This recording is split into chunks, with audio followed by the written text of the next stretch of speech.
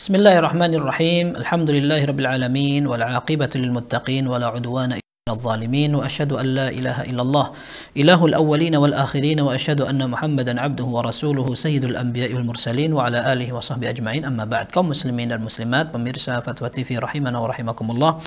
Ada pertanyaan dari saudari Dewi di Kota Tangerang Selatan, Banten. Ustadz, ibu saya sakit Parkinson yang di dunia medis belum ada obatnya. Doakan Ustadz semoga Allah Azza wa Jal menyembuhkan beliau dan mengampuni dosa-dosa beliau. Sekarang beliau selalu ingin bersedekah dan beramal lebih banyak. Pertanyaan saya, sedekah apa yang paling banyak pahalanya untuk beliau?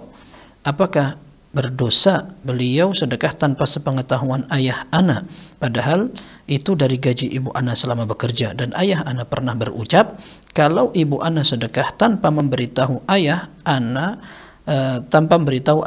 pahalanya tidak diterima. Baik, kita doakan semoga ibu antum dijadikan penyakit yang ada sebagai penggugur dosa, kemudian bisa sabar, dan Allah Azza wa Jalla segera angkat penyakitnya. Dan orang merawat justru sabar dan mendapatkan kesempatan untuk berbakti yang lebih kepada orang tua.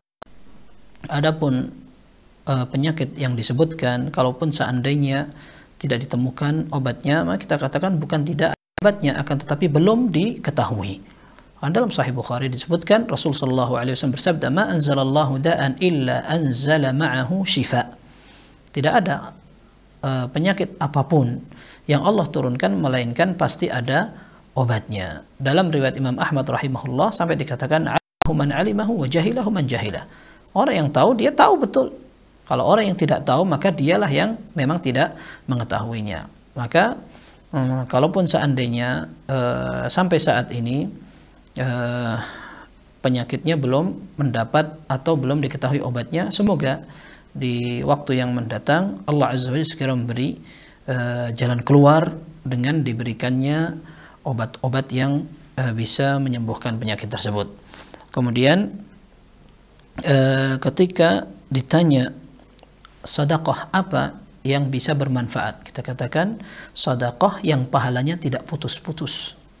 Ketika seseorang sudah meninggal pun maka pahalanya tidak terputus. Kalaupun sedekah secara umum, yang lebih afdal adalah sedekah yang dilakukan pada saat orang masih membutuhkan uang.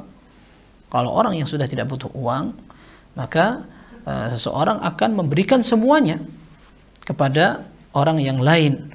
Kapan orang tidak butuh uang? Ketika dia merasa bahwa dia sudah akan meninggal. Maka Nabi SAW ketika ditanya sedekati afdal, sedekah apa yang lebih istimewa, Rasulullah mengatakan, anta tasaddaq wa anta sahihun syahihun takhshal faqr.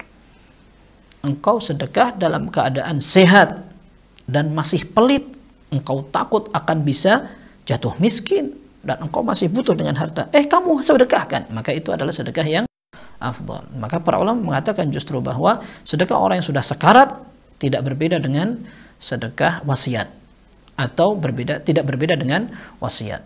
Maka wasiat itu kalau seandainya tidak lebih dari sepertiga harta yang dimiliki, boleh dilakukan, tapi kalau seandainya tidak, maka dilarang, karena wasiat itu akan merugikan ahli waris.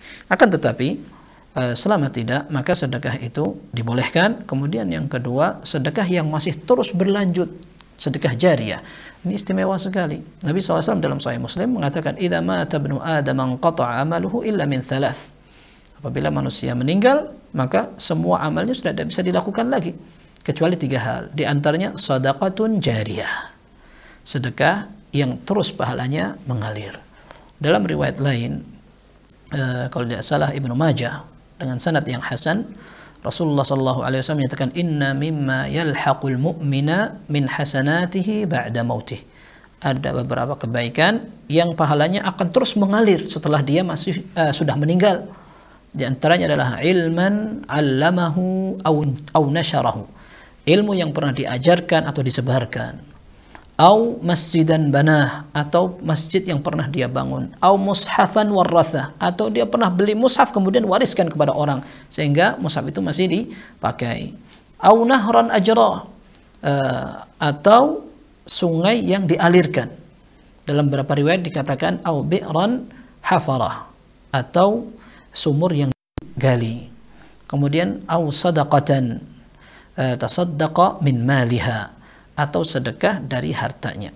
Kemudian semua pahala dari amal-amal itu akan bisa lanjut dihadirkan kepada dia ketika dia sudah meninggal. Ini jawaban terkait dengan sedekah yang afdal. Kemudian, apakah boleh seorang wanita bersedekah dari harta pribadinya? Jawabannya boleh, sekalipun dia seorang istri. Akan tetapi yang lebih afdal, ini dinukil ijma' atau kesepakatan para ulama, kalau seandainya dia minta izin kepada suaminya, maka itu afdal, karena akan bisa menjaga keharmonisan rumah tangga dan baiknya hubungan antara suami dan istri. Akan tetapi tidak wajib, karena Allah Azza wa Jalla menjadikan masing-masing memiliki hak penuh untuk menggunakan harta pribadinya. Allah katakan, وَابْتَلُوا الْيَتَامَ حَتَّى إِذَا بَلَغُوا النِّكَاحَ فَإِنْ آنَسْتُمْ مِنْهُمْ رُشْدًا فَادْفَعُوا إِلَيْهِمْ أَمْوَالَهُمْ.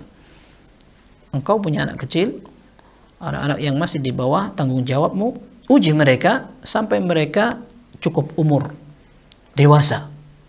Apabila engkau mendapatkan mereka adalah orang berakal, maka kasihlah harta mereka. Selama ini harta warisan mereka yang kamu pegang, kamu jagakan, sekarang tunaikan, sampaikan kepada mereka kalau memang mereka mampu untuk menggunakan harta tersebut. Boleh dia bebas untuk menggunakan hartanya. Maka seorang wanita apabila dia sudah dewasa, apalagi sudah menikah dan dia bekerja dan punya gaji, maka dia berhak untuk menggunakan uang pribadinya semau dia. Berbeda dengan dia bersedekah dari harta nafkah suaminya. Ini juga berbeda kalau seandainya suami mengatakan, aku kasih engkau uang dengan dua model. Yang pertama untuk uang pribadimu, uang sakumu atau uang jajan.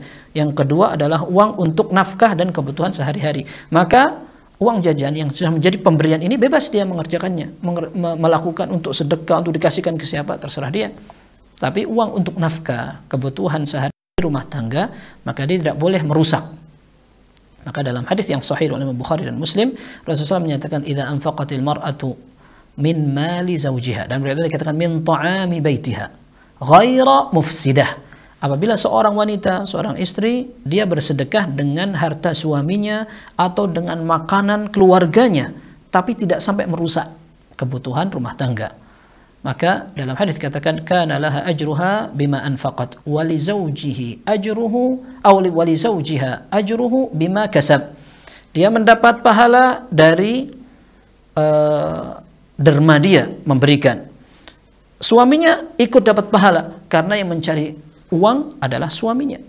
Walil khazin mithlu dzalik la yanqusu ajru ba'dihim syai'an, la yanqusu ajru ba'dhum ba'dhin syai'an, atau kama qala sallallahu. Maka mereka tidak saling mengurangi jatah pahala orang lainnya. Semua mendapat pahala selama tidak merusak. Adapun merusak karena dia berikan sedekah, sumbangan lebih banyak dari kebutuhan sehari-hari, atau dia tahu bahwa suaminya bakhil, suaminya pelit, tidak mau dia berkurang uang harta nafkah untuk keluarganya, maka tidak boleh seorang wanita memberikannya untuk sedekah umum. Tidak boleh seperti itu. Dia harus minta izin. Kalau tidak diizinkan, tidak boleh dia kerjakan seperti itu. Itu kalau seandainya yang dikeluarkan adalah harta suaminya. Tapi kalau harta pribadinya, bebas dia. Itu adalah hak wewenang dia secara utuh dengan hartanya. Akan tapi kalau seandainya dia bisa minta izin, itu lebih afdal. Hanya perlu dijelaskan bahwa pendapat yang tadi mengatakan tidak akan diterima pahalanya selama tidak minta izin, itu salah. Ya, dia berhak, uangnya juga uang dia. Kalau seandainya istri akhirnya meninggal pun, suami akan mewarisi harta istrinya. Sebagaimana suami ketika meninggal, istri akan mewarisi harta suaminya. Masing-masing punya harta pribadi. Wallahu a'lam bissawab. Sallallahu wasallam wa baraka ala abdihi wa rasulih Muhammad wa ala alihi wa sahbihi ajma'in. Walhamdulillahi rabbil alamin.